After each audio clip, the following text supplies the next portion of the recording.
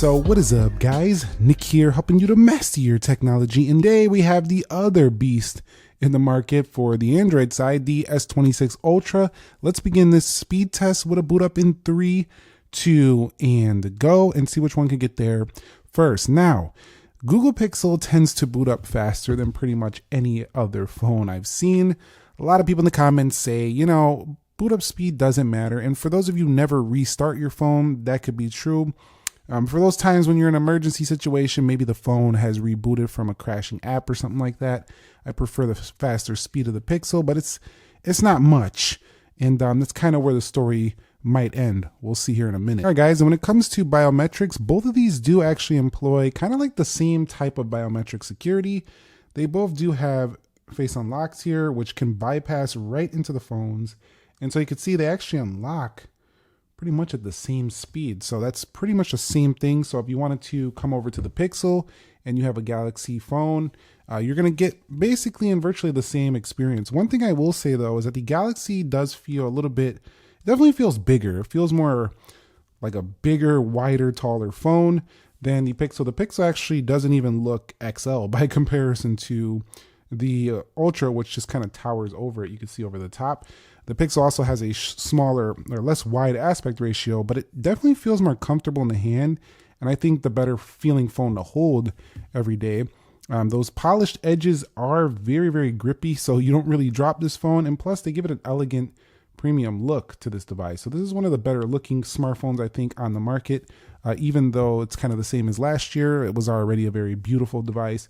The Galaxy over here, though, kind of unlocking the phone is about the same speed. Now, when we go ahead and we go through these phones in the daily usage, the Pixel is very quick, just navigating its general user interface. That's mostly because it's not a very heavy user interface. It's just basically vanilla Android with some Google, stuff thrown on top, like the Pixel UI. So it's not really that heavy of a software. So it doesn't really require a lot of power to run that very fast. But Android 17 on there, it flies along every day just fine for everyday users. Now, the Galaxy also does the same thing, but gives you like a lot more features built right into the phone due to One UI. But for it having all these features, it's no longer the Samsung of the past, where all these bloat and features would actually slow it down. And the bloat is not really even heavy anymore with Samsung. They kind of got rid of all that. Mostly all you just have is kind of duplicate apps. Like you have a lot of Samsung stuff that kind of duplicates with Google stuff. For example, I have the Samsung calendar, but I prefer to use the Google calendar. So now I have duplicates. Now calculators, I tend to do a lot of calculations. So that's why I have 2 calculators. But Google Calculator, you'll see some of the Samsung stuff thrown in as well. But you can choose to not put that on there if you don't want. But like I say, in terms of speed of generally navigating these day to day, they feel kind of the same in terms of just these home screens pulling down in this area. Not a big deal of a difference. Let's go ahead and get on to the app test now. Both are running some of the latest versions of Android. We do have ourselves 16 on here. We didn't get the full 17 One UI yet on this one. So you see right there, One UI 8.5. We do have Android 17 over here. So it does have that little bit of an advantage to the Pixel. All right, guys. So here we are with both phones. You can see both of them have everything closed out. Let's go ahead and start with calendar, and you'll see a little bit faster there on the Galaxy. And that was not because my right finger is quicker. That was just literally quicker. I tested this multiple times. Let's go ahead and do the clock. Before I make the videos, I do test it. I've been finding the Galaxy's animations are just faster. They're just outright quicker. Let's go over here to calculator. I also noticed that the punch hole for the camera is smaller on the Samsung, although that one's bigger than some of the previous. The S25 Ultras was even smaller, but it's still smaller than the Pixels. Let's go ahead and head into weather. So popping over here into weather, you can see kind of the same thing. Animation a little bit quicker on the Samsung, but we'll go over here to ChatGPT. That loaded up first there on the right. We'll go into Gemini. Little bit of it looked like the tap took a second to register there on the Pixel. We'll go into Copilot. Slightly faster there on the Samsung, and we'll go into Groupon. And you'll see a little bit quicker there on the Samsung. We'll go over here. We'll do food and drink. Let's do restaurants, for example. How about we do some Latin American restaurants right here? And I'll just kind of scroll over and you'll see very similar scrolling on both phones, no big difference there. We'll go on Instagram on both phones and loaded those at about the same clip. And so these are going to be very close in day-to-day tasks, just simply because they both run the same exact software. Well, not the same like skin, but they both run Android. So these apps are both developed for Android versus when I do versus the iPhone. They're not exactly the same developed. They're different. It's a whole different platform. So animations might look a little different on those comparisons. Look like the Pixel had Google News here. We're going to technology and we'll go ahead and just kind of scroll through these. You can see very fast on both phones. We'll swipe out of there. We'll go into Subway Surfers. And the Samsung tends to pull ahead in loading these games. But the Pixel, while it's not known to be the gaming phone, it can handle your casual daily games, no problem. They're just not going to be as smooth, as fast. And when I say smooth and fast, I mean when you're playing like for a while. Like when you first start up some of these casual games, they're not going to choke on the Pixel. Even some of these decently graphically nice games like this one, this is an older game. Like as long as they're developed well, it's going to be smooth on either phone. So let's go ahead and go into RTS. It's just when you start playing stuff like COD Mobile, things like that. Pixel will run that as well, but it will not run it as well, and it won't keep the phone as cool as the Galaxy will. So just how much of that do you do? I have been getting comments. A lot of people don't buy phones and don't do that. They don't play games on their phones. And I think that's not entirely true. I think it just depends on who's using the phone. There are people out there that will play a lot of games on their phone, and there's a lot of people out there who just use their phone for communication and doing some Google searches and doing some social media. So it just depends on the person. Let's go into Destiny Rising, because if people didn't play games on their phone, there wouldn't even be gaming phones on the market to begin with. There's specific phones just for gaming, and those wouldn't even exist if there was no market for them. But it is a smaller market, but we'll see what happens here for Destiny Rising. And see, it looked like the Pixel was ahead, but is it ahead? Let's see. Looks like we're actually doing a resource download, maybe. Yeah, so we'll have to rerun this. Give me a second. I'll be right back. So I'm going to show you, since we already launched those, the Destiny Rising is not actually open. I closed them out so we can run them fresh now. We'll go into Destiny Rising both here. So I actually had no resource updates when I tested these prior, but just literally right when I started the video, another update came in. That's why I had to rerun this. But you'll see that the Samsung pulls a substantial margin ahead once everything was downloaded. So you've seen how much faster that was. And as the games become a little bit more graphically intense, they're definitely gonna go to the Samsung here. So I actually missed that tap on that one. But once you're actually in here, let's see how they look when they're playing. It looks to me like the graphics are kind of the same, but nah, they're actually a little sharper looking on the Samsung, if I'm being honest. The trees, just some of the stuff just looks a little sharper in there. Let's go into 3D Mark. I don't know if it picks up on camera. 3D Mark launched a little bit strange there on the Pixel, and we're still waiting for it to load. I think it is going to appear in a second here, but it might take a second. I'm going to go ahead and wipe some of this dust off while we're waiting. Wipe it down.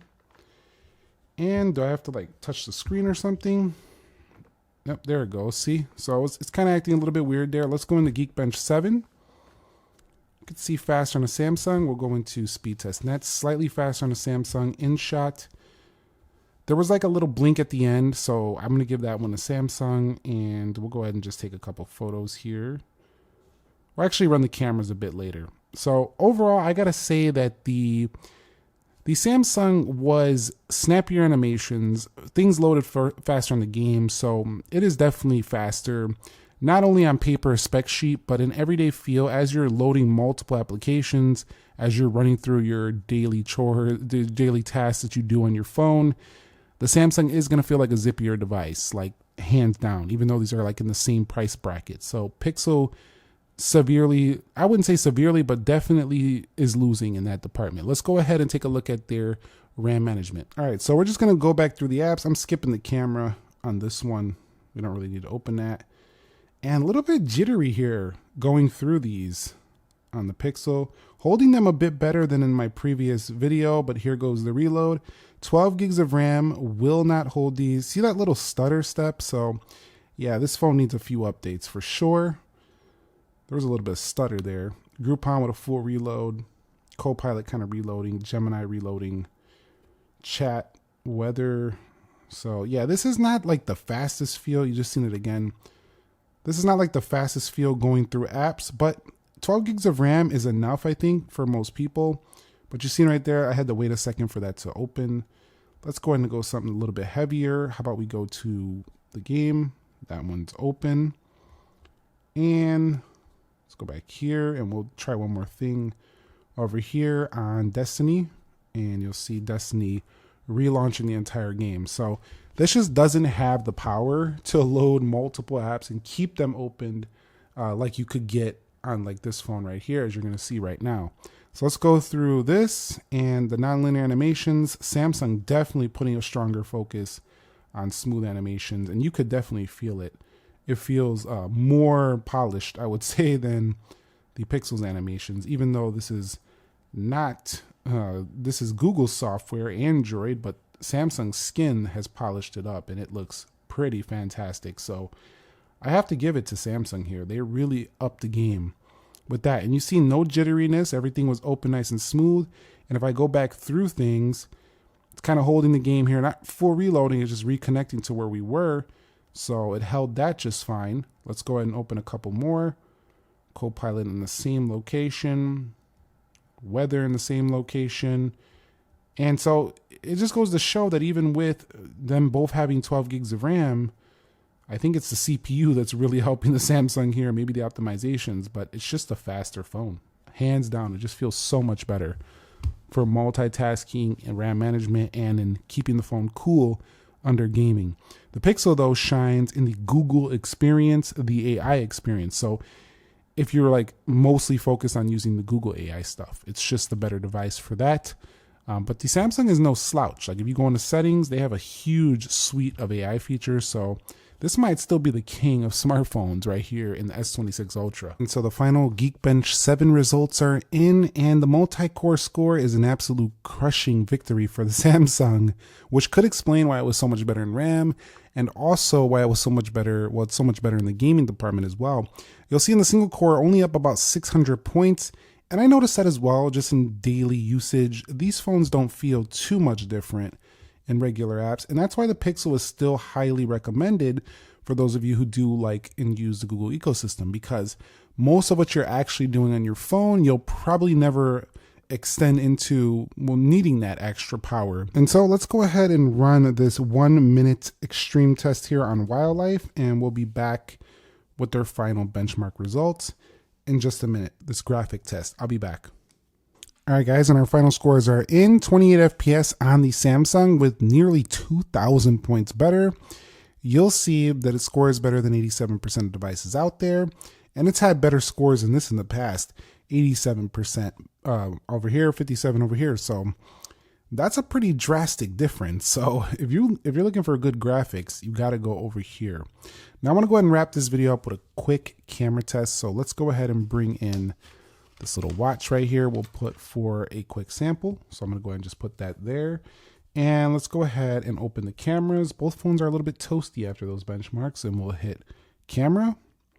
Pixel launched that first. I'm going to go ahead and close it now. They're both in cache. So go ahead and hit that, and you'll see pretty much the same. Now, both of these have this thing where both of the shutters take a second for different reasons. The Samsung's takes a second to process, and its viewfinder, like when you're looking at the image, it actually kind of sharpens up after the fact and looks better. Pixel kind of does the same thing.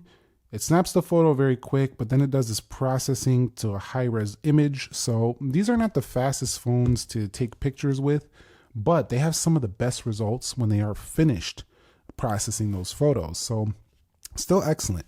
Wrapping it up here, the Google Pixel 11 Pro XL is proving to be just like last year's 10 Pro XL, where the focus is not on having the most raw speed on your phone. It's more on a premium feeling Google experience. A great camera system with 120 times zoom, something that actually doesn't look cheap with these polished edges, beautiful camera bar. clean, simple G logo. I mean, this phone just looks like $1,000,000, and it has a great AI experience, and it's comfortable to hold for its size. It's pretty nice. So definitely a very nice phone. But if you want raw speed, the Galaxy, it's not even close. The S26 Ultra is just so much more powerful than this phone. And that's really something that I think is hurting the sales of this. I feel like this could sell way better if it just had a higher tiered chip. So I would like to see that in the future, even though, it's a lot of people insist it's just fine. I still want to see a higher end chip. As long as the prices stay right in the same ballpark as the S26 Ultra and iPhone, they should be having the chip that's on those levels as well. So let me know your thoughts on this one down below in the comment section. Thumbs up if you enjoyed it. Subscribe if you haven't already, and I'll catch you on the next episode. Nick here. Be sure to be well, and peace.